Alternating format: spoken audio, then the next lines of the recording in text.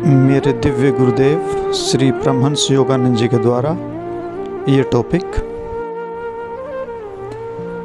प्रत्येक वस्तु का सर्जन मन के द्वारा ही होता है, अतः आप इसे केवल शुभ सर्जन के लिए ही निर्देशित करें।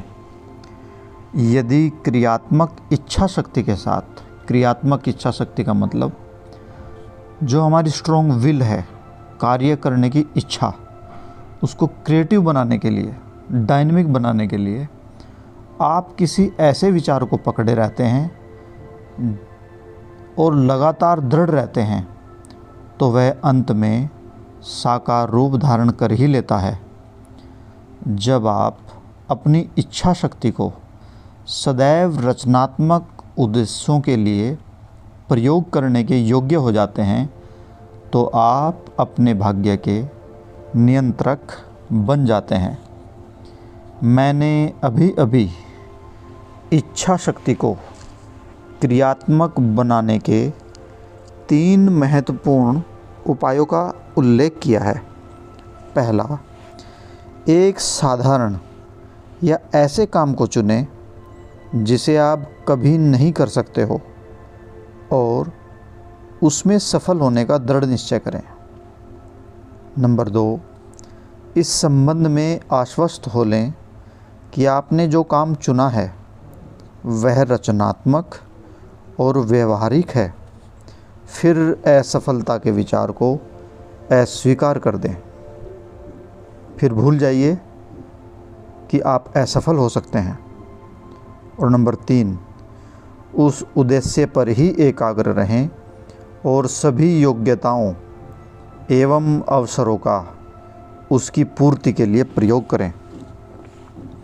लेकिन अंतरात्मा के शांत क्षेत्र में आप सदैव आश्वस्त हो लें कि आप जो चाहते हैं वह आपके लिए उचित है एवं ईश्वरीय उद्देश्यों के अनुरूप भी है। तब समस्त शक्तियाँ एवं समस्त उपलब्धियों के स्रोत परमात्मा के चिंतन पर मन को एकाग्र रखते हुए अपने लक्ष्य की उपलब्धि के लिए आप अपनी इच्छा की शक्ति के पूर्ण बल का प्रयोग कर सकते हैं। भय प्राण शक्ति को समाप्त कर देता है। मानव मस्तिष्क प्राण शक्ति का भंडार है। मांसपेशियों, हृदय, फेफड़ों एवं डायफ्राम की क्रियाशीलता में, कोशिकीय चयापचय एवं रक्त के रसायनीकरण में और स्नायु तंत्र के टेलीफोनिक कार्य संचालन में इस शक्ति का निरंतर प्रयोग होता है।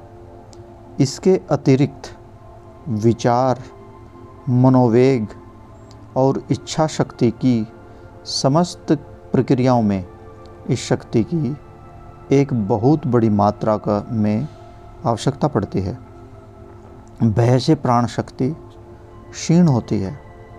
यह क्रियात्मक इच्छा शक्ति का सबसे महान शत्रु है।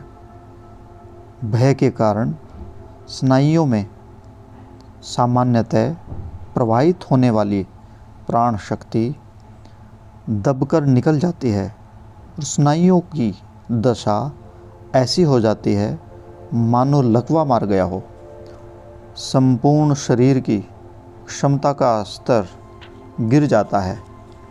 भय आपको भय के कारण से छुटकारा दिलाने में सहायता नहीं करता, बल्कि यह केवल आपकी इच्छा शक्ति को कमज़ोर करता है।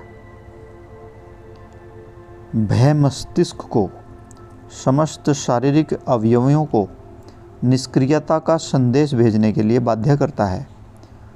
इससे हृदय संकुचित होता है, पाचन क्रिया रुक जाती है और अनेक शारीरिक अव्यवस्थाएं उत्पन्न हो जाती हैं। जब चेतना, सोचने, समझने, अनुभव करने की शक्ति परमात्मा पर एकाग्र रहेगी, आपको भय नहीं सताएगा। तो हर समय अपनी विचार की शक्ति को ईश्वर पर लगाए रखें, पूरे हृदय से ईश्वर को पुकारते रहें, तब साहस और विश्वास द्वारा प्रत्येक बाधा पर विजय प्राप्त की जा सकेगी। चाह, डिजायर एक शक्तिहीन कामना है। चाह के पश्चात इरादा आ सकता है, अर्थात किसी काम करने की, किसी चाह या कामना को पूरा करने की योजना।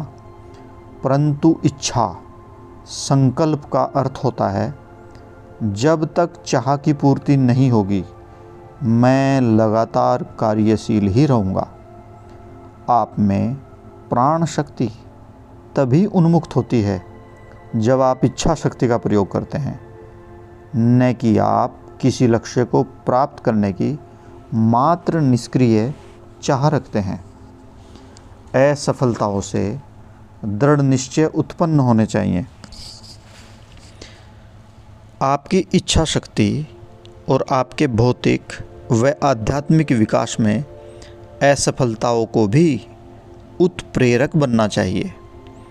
जब आप किसी योजना में सफल रहे हैं या किसी योजना में असफल रहे हैं, तब वस्तु स्थिति से संबंधित प्रत्येक कारण का विश्लेषण करें, ताकि भविष्य में त्रुटियों को बार बार करने की संभावना को मिटाने में आपको सहायता मिल सके। सफलता का बीज बोने के लिए असफलता का मौसम सबसे उत्तम है। परिस्थितियों की मार से आप घायल तो हो सकते हैं, परंतु साहस के साथ सिर को ऊंचा रखिए। सदैव एक बार और प्रयास कीजिए, भले ही आप अनेकों बार असफल हो चुके हों। जब आपको लगे कि आप और संघर्ष नहीं कर सकते और जब आप सोचें कि आप हर संभव प्रयत्न कर चुके हैं, या जब तक आपके प्रयासों को सफलता का सेहरा नहीं बन जाता, संघर्ष करते ही रहिए। एक छोटी सी कहानी इस बात को स्पष्ट करेगी। दो व्यक्ति लड़ रहे थे। लंबे समय के उपरांत एक व्यक्ति राम और दूसरा श्याम।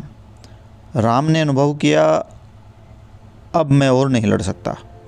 केवल श्याम ने सोचा, केवल एक मुक्का और उसने मुक्का मारा और राम धराशायी हो गया। आपको भी ऐसा ही बनना है, अंतिम मुक्का और मारिए। जीवन में समस्त कठिनाइयों पर विजय प्राप्त करने के लिए अप्राजेय इच्छा शक्ति का प्रयोग कीजिए। असफलता के बाद किए गए नए प्रयास सच्चा विकास लाते हैं, लेकिन वे सुनियोजित होने चाहिए एवं एकाग्रता की बढ़ती हुई तीव्रता एवं क्रियात्मक इच्छा शक्ति द्वारा, डायनेमिक विल पावर के द्वारा आवेशित होना चाहिए। मान लीजिए अब तक आप असफल होते रहे। असफलता को भाग्य के निर्णय के रूप में स्वीकार करते हुए संघर्ष का त्याग करना मूर्खता होगी। संघर्ष करते हुए प्राण त्याग देना कहीं अच्छा है। कुछ और उपलब्धि की संभावना रहते हुए प्राण करना छोड़ देने की अपेक्षा यदि यह शरीर भी छोड़ना पड़े, तो नए जन्म में शीघ्र ही आपके संघर्षों का नवीनीकरण हो जाएगा। विगत जीवन में आपने जो किया है और जो आप अभी करते हैं, सफलता या असफलता ठीक उसी का ही परिणाम है। अतः आपको अपने विगत जन्मों की, बीते हुए जन्मों की सफलता के विचारों को तब तक उत्तेजित करना चाहिए जब तक कि वे नवीन शक्ति ग्रहण करके वर्तमान जीवन की असफलताओं की प्रवृत्तियों के प्रभाव को नष्ट करने में सक्षम न हो जाएं। हो सकता है कि असफल व्यक्ति की तुलना में एक सफल व्यक्ति को अधिक गंभीर कठिनाइयों का सामना करना पड़े, किंतु वह असफलता के विचारों को सदैव अस्वीकार करते रहने के लिए स्वयं को अभ्यस्त बना लेता है। आपको अपने ध्यान का रुख असफलता से सफलता की ओर, चिंता से निश्चिंतता की ओर, मानसिक भटकन से एकाग्रता की ओर, अशांति से शांति की ओर और शांति से आंतरिक दैवी आनंद की ओर बदल लेना चाहिए। आत्म साक्षात्कार की इस स्थिति को प्राप्त कर लेने पर आपको जीवन का उद्देश्य गौरवपूर्ण ढंग से पूरा हुआ पाया जाएगा। जय गुरु जी।